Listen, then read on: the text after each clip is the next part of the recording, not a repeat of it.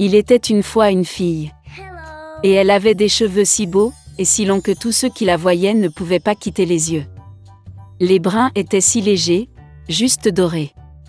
Par conséquent, ils l'ont appelée Boucle d'or. Pour toute sa beauté, c'était une petite fille très coquine. Maman lui a toujours permis de marcher dans la cour, mais lui a ordonné de ne pas aller dans les bois derrière leur maison. Boucle d'or était très intéressée de savoir ce qu'il y avait dans cette forêt. Et ainsi, alors que la mère n'a pas vu, elle a en quelque sorte quitté la maison dans la forêt. La fille a longtemps marché dans la forêt.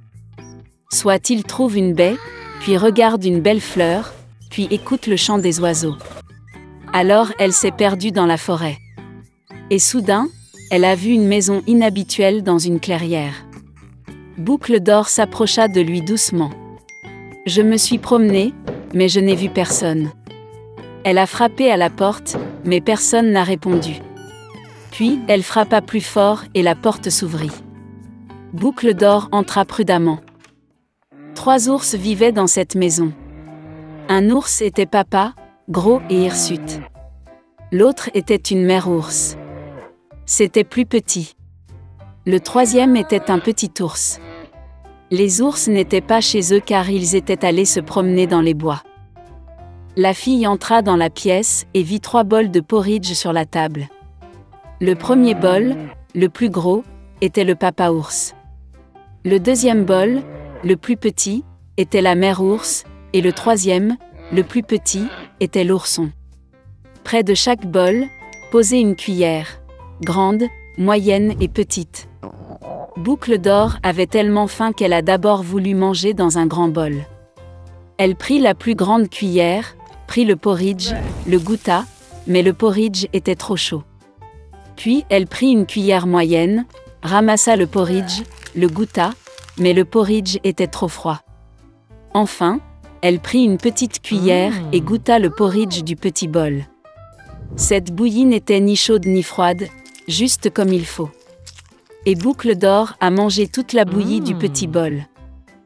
Après avoir mangé, la fille a voulu s'asseoir et a vu 3 chaises près du poêle. Une grande, une autre plus petite et la 3e, très petite, avec un petit oreiller rouge. D'abord, elle a essayé de monter dans la plus grande chaise, mais n'a pas pu. Ensuite, la fille a essayé de s'asseoir sur la chaise du milieu, mais c'était très dur et inconfortable. Finalement, elle s'assit sur la plus petite chaise, et c'était parfait pour elle. Boucle d'or a tellement aimé la chaise qu'elle a commencé à se balancer dessus. La chaise a craqué, s'est cassée et elle est tombée au sol. La fille s'est levée et est allée dans une autre pièce. Il y avait 3 lits, grands, moyens et petits. Tout d'abord, Boucle d'or est montée sur le premier lit, mais il était trop haut et trop dur. Je me suis allongée sur celui du milieu, il était trop spacieux et mou. La fille s'allongea sur le 3e plus petit lit. Elle était juste pour elle. Boucle d'or se sentait si confortable et douillette qu'elle s'est rapidement endormie. La fille dormait profondément lorsque la famille des ours est revenue à la maison. Les ours ont eu très faim et sont immédiatement allés à table. En voyant son bol, papa ours s'est vraiment mis en colère.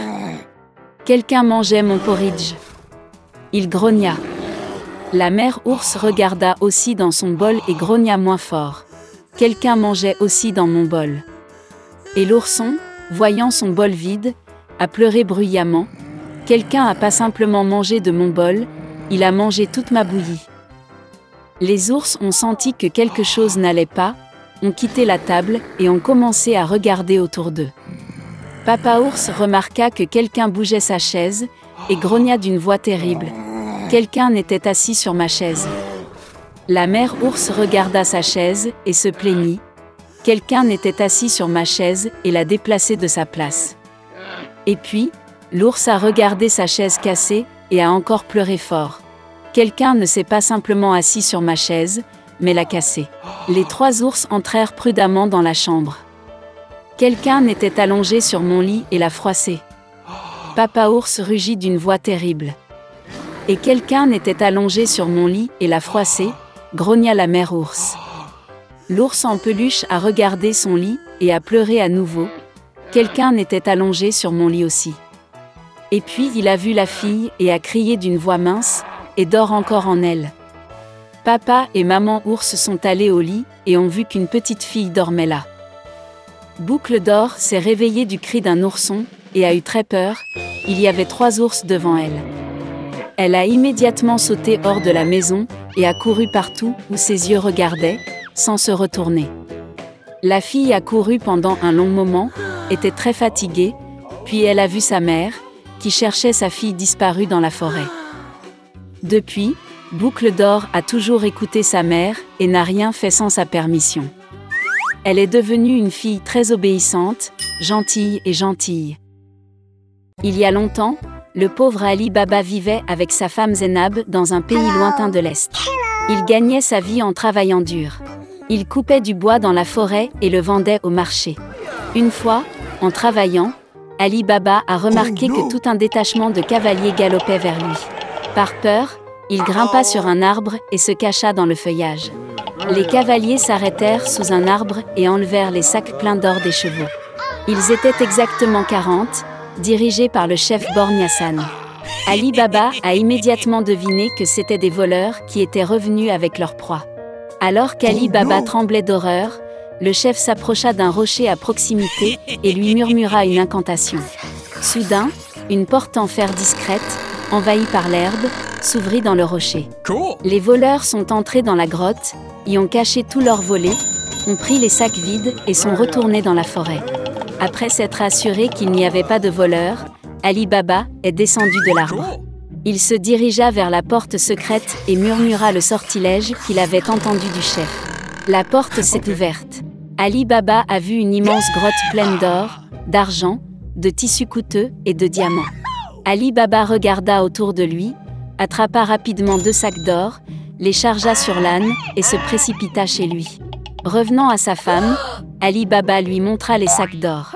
Ravis de la richesse, ils ont commencé à compter les pièces.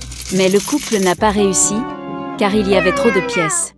L'argent aurait dû être mesuré avec une tasse spéciale, mais le pauvre Ali Baba ne l'avait pas. Ensuite, Zénab a décidé de prendre la coupe du riche frère d'Ali Baba, Kazim. Kazim lui-même brûlait de curiosité. Il ne pouvait pas comprendre pourquoi le mendiant Ali Baba avait besoin d'une tasse à mesurer pour l'or. Par conséquent, il a enduit le fond du bol de miel pour savoir exactement ce que les époux mesuraient. Quand Ali Baba a rendu le bol, Kazim a remarqué que les pièces d'or étaient collées au miel au fond. Il s'est rendu compte qu'Ali Baba lui cachait la richesse. Puis Kazim est venu vers son frère et a menacé d'informer le roi de lui si Ali Baba ne disait pas toute la vérité. Ali Baba, effrayé, a parlé à Kazim des voleurs, de la grotte et même du sortilège qui ouvre la porte secrète. Le matin, Kazim prit tisane et se dirigea vers la grotte. Après avoir jeté un sort, il entra. La richesse incalculable de la cache tourna la tête de Kazim. Il a longtemps dansé parmi l'or et les pierres précieuses, bourrant ses sacs de pièces de monnaie. Soudain, le bruit des sabots se fit entendre à l'extérieur de la porte. Les voleurs sont revenus. Kazim a essayé de se cacher derrière des sacs d'or, mais les voleurs l'ont trouvé, ligoté et kidnappé. Le chef Borgne s'est immédiatement rendu compte que Kazim n'était pas le seul à connaître la cache dans la grotte. Puis le voleur se rendit dans la ville et apprit qu'un certain Ali Baba était auparavant un homme pauvre et qu'il devenait soudainement riche. Ataman a suivi Ali Baba chez lui et a marqué sa porte d'une croix noire pour venir la nuit et se venger. Le soir, la femme d'Ali Baba est sortie dans le jardin pour abreuver les ânes. Elle a vu la croix et s'est immédiatement rendue compte que ce signe n'était pas bon. Puis, elle a peint les mêmes croix sur toutes les maisons voisines.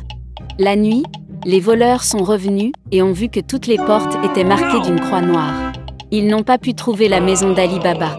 Leur plan a échoué. Le lendemain, le chef accrocha 40 grosses cruches aux ânes, y cacha les voleurs et partit pour la ville. Au bazar, il a fait semblant de vendre du beurre, et il a lui-même retrouvé Ali Baba. Quand la nuit tomba, le chef frappa la maison d'Ali Baba. Le voleur a demandé à passer la nuit, et a offert en retour de présenter 40 grandes cruches d'huile. Et Ali Baba était d'accord. Il reçut cordialement le chef, et permit même de conduire les ânes dans la cour. En préparant le dîner pour un invité, la femme d'Ali Baba a remarqué qu'il venait de manquer de beurre. Puis, elle est sortie dans la cour chercher l'huile que leur invité avait apportée. Mais soudain, dans les cruches, il y eut un bruissement et un chuchotement de voleurs. Puis, Ennab a couru à la cuisine, a attrapé une tasse d'eau bouillante et l'a versée sur l'un des voleurs. Il a eu peur, a crié, a sauté de la cruche et a couru vers les montagnes. Tout le détachement se précipita sur lui avec effroi. Se rendant compte que lui aussi serait bientôt découvert, le chef a couru hors de la maison et a disparu sans laisser de traces. Et Ali Baba et sa femme ont vécu heureux pour toujours. Et les voleurs ne sont jamais revenus.